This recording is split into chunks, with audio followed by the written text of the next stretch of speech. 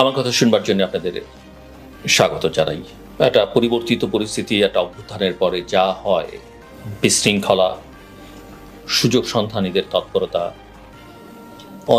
অনেক অপরাধীর বোল পাল্টে ফেলা, নতুন করে সুযোগ নেবার চেষ্টা করা, সেই কাজগুলো আমরা দেখতে পাচ্ছি। অনেকে এটাকে বিপ্লব বলেছেন 5ই অগাস্টের ঘটনাবলীকে বা তার আগের 36 দিনের ঘটনাবলীকে। আমি বিপ্লব অনেক বড় একটা বিষয়, সেই কথা বলতে চাই না, সেভাবে এটাকে দেখতে চাই না। বাট এটা নিঃসন্দেহে বাংলাদেশের ইতিহাসে তো বটেই, দক্ষিণ এশিয়া বা পৃথিবীর ইতিহাসে একটা বড় গণ অভ্যুত্থান, ছাত্র জনতার অভ্যুত্থান।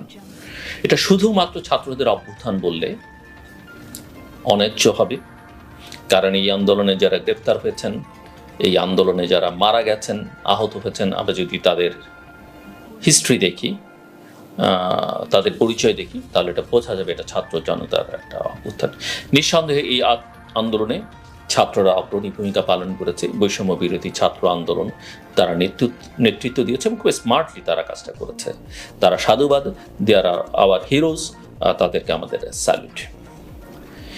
বাট বিপ্লব, অভ্যুত্থান, মুক্তিযুদ্ধ, স্বাধীনতা, এর মধ্যেই যদি আমরা দেশটাকে আটকে ফেলি তাহলে দেশটা এগোবে না।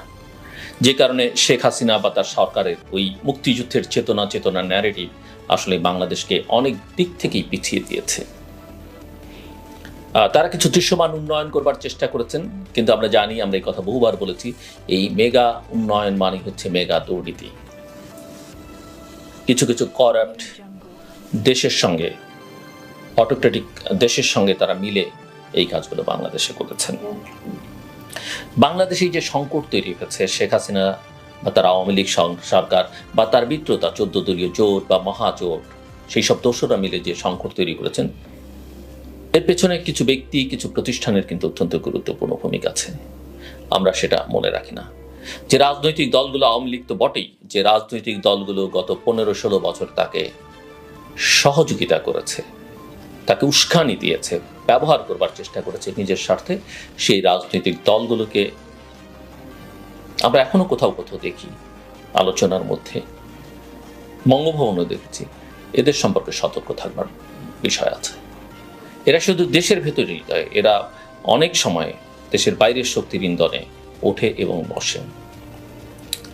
একজন সাবেক বিচারপতির নাম না বললেই নয়, তত্ত্বাবধায়ক সরকার বিধান বাতিল করেছিলেন যিনি, বিচারপতি খায়রুল হক। প্রধান বিচারপতি হিসেবে তার দায়িত্ব শেষে তিনি ল কমিশনের চেয়ারম্যান হয়েছিলেন, যেটা হওয়া উচিত ছিল না। নানা রকমের সুযোগ সুবিধা নিয়েছেন তিনি। তার সেই রায়ের দুর্বলতা, 16 মাস পরে পূর্ণাঙ্গ রায় দেয়া, কথাবার্তার পরিবর্তন, অনেক কিছু। প্রয়াত নির্বাচন কমিশনার মাহবুব তালুকদার তার একটি বইতে তিনি বলছেন যে, বইয়ের নাম যেটা নির্বাচন কমিশন আমার দিনগুলো, বইতে অনেক কিছু মন্তব্য করেছেন তিনি, এবং সেখানে তিনি লিখছেন যে বাংলাদেশের অস্থিতিশীল রাজনীতির স্থপতি একজন অরাজনৈতিক ব্যক্তি, সাবেক প্রধান বিচারপতি এবিএম খায়রুল হক। আমি তাকে অরাজনৈতিক ব্যক্তি বললেও মূলত তিনি পর্দার অন্তরাল থেকে দলীয় রাজনীতির পক্ষে দাবার চাল দিয়েছেন। বিচারপতি খায়রুল হকের রায় তা অনুপস্থিত। জুডিশিয়ারিকে ব্যবহার করা একটা, আমাদের দেশে দীর্ঘদিন যাবতীয় বিচার বিভাগ নিয়ে নানা প্রশ্ন আছে, কিন্তু উচ্চ আদালত নিয়ে এতটা প্রশ্ন এর আগে কখনো ওঠেনি। হাইকোর্ট ডিভিশন, অ্যাপিলেট ডিভিশন, প্রধান বিচার, কিন্তু এরা সেটা করেছেন। কাজেই এদেরকে দ্রুত বিচারের আওতায় আনা দরকার আমি মনে করি। অনেক নিয়োগ বাংলাদেশে এখন হচ্ছে, আমি মনে করি এই নিয়োগগুলো বুঝে শুনে দেওয়া হচ্ছে না। আমি বলছি না যে যাদের নিয়োগ দেওয়া হচ্ছে বিভিন্ন পদে তারা অযোগ্য, কিন্তু বিভিন্ন মহলের চাপে, বিভিন্ন রাজনৈতিক গোষ্ঠীর ইন্টারেস্টে এই নিয়োগগুলো হচ্ছে, সুবিবেচনা প্রসূত অনেক ক্ষেত্রে হচ্ছেও না। এটা এই সরকারকে এবং ছাত্রদের যে আকাঙ্ক্ষা, যে আকাঙ্ক্ষা ভবিষ্যতের জন্য, সেটাকে বিপর্যস্ত করে তুলতে পারে। খুব দ্রুততার সঙ্গে সবাইকে সরিয়ে ফেলতে হবে, আমি সেটাও সমীচীন মনে করি। অবশ্যই একেবারে দাগি আসামি যেগুলো, সেগুলোকে চিহ্নিত করে সেগুলো দ্রুততার সঙ্গে সরিয়ে ফেলা উচিত, কিন্তু বাকিগুলো ধীরে ধীরে, না হলে সমাজের, রাষ্ট্রের, প্রশাসনে, আইন শৃঙ্খলা রক্ষাকারী বাহিনীতে একটা অস্থিরতা তৈরি হবে এবং সেটা সামাল দেওয়া সম্ভব হবে না। সোশ্যাল মিডিয়াতে নানান জনের বিরুদ্ধে নানান অভিযোগ আছে। গণমাধ্যম তো দেখলাম আমরা যে এই গণমাধ্যম প্রায় 99% শেখ হাসিনা সরকারকে বেশ বেশ বলেছে গত 16 বছর সুযোগ সুবিধা নিয়েছে এবং তাকে টিকিয়ে রাখতে সহযোগিতা করেছে সোল্ড বা পাপেট মিডিয়া হিসেবে, সেই গণমাধ্যম সম্পূর্ণ বল পাল্টে ফেলেছে। বিন্দু মাত্র লজ্জা তাদের নেই। আমি দেখিনি যে তাদের ব্যাপারে যথেষ্ট পরিমাণে সজাগ এবং সতর্ক সরকার, আন্দোলনকারী শক্তি আছে। এইসব পালা বদলে যেটা হয়, খুব সহজেই অনেকে বলেন যে আমি তো চাপে ছিলাম, সঙ্গে যারা ক্ষমতা আছেন তাদের কিছু ধরিয়েও দেন টেবিলের নিচ দিয়ে। আমি এই সরকারের কথা বলছি না, রাজনৈতিক যে কোনো সরকারের ক্ষেত্রে হয় এবং তারা জায়েজ করে নেন। কিন্তু একই সঙ্গে আমি এটাও বলবো 2007-8 মতো বা এখন যেটা হচ্ছে, আমাদের ব্যবসা বাণিজ্যকে যেন আমরা অস্থিতিশীল না করে তুলি। এই লুটপাট যারা করেছেন তারা বাইরে টাকা পাচার করেছেন, সেটা আমরা ইনভেস্টিগেট করি, টাকা ফেরত আনি। বাংলাদেশ ব্যাংকের গভর্নর ডক্টর আসানিস মনসুর বলেছেন তাদেরকে শান্তিতে থাকতে দেওয়া হবে না, সে কথা ঠিক। কিন্তু একটা ভয়, যে শেখ হাসিনা আমাদের মধ্যে যে ভয় ঢুকিয়ে দিচ্ছেন, সেরকম ভয়ের আবহ থেকে দেশকে কিন্তু উদ্ধার করতে হবে। কালপিটরা জানে তারা কি অপরাধ করেছে এবং তাদের বিচার যেন হয়, তার জন্য আমরা হুটহাট মামলা করে এই বিচারিক প্রক্রিয়াকে দুর্বল না করে তুলি। কারণ আমি মনে করি এইসব অপরাধীদের বিরুদ্ধে যথেষ্ট তথ্য প্রমাণ উপাত্ত অনেকের কাছে আছে, আমাদের অনেকের কাছে আছে, অনেক সাংবাদিকের কাছে আছে, বিদেশে থাকা অনেকের কাছে আছে, প্রশাসনের অনেকের কাছে আছে।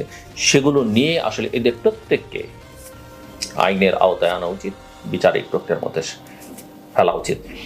কিন্তু সেটা করতে গিয়ে যেন আমরা ব্যবসা বাণিজ্যে একটা অস্থিরতা তৈরি না করি। এদেরও অনেক শিল্প প্রতিষ্ঠান আছে, সেখানে হাজার হাজার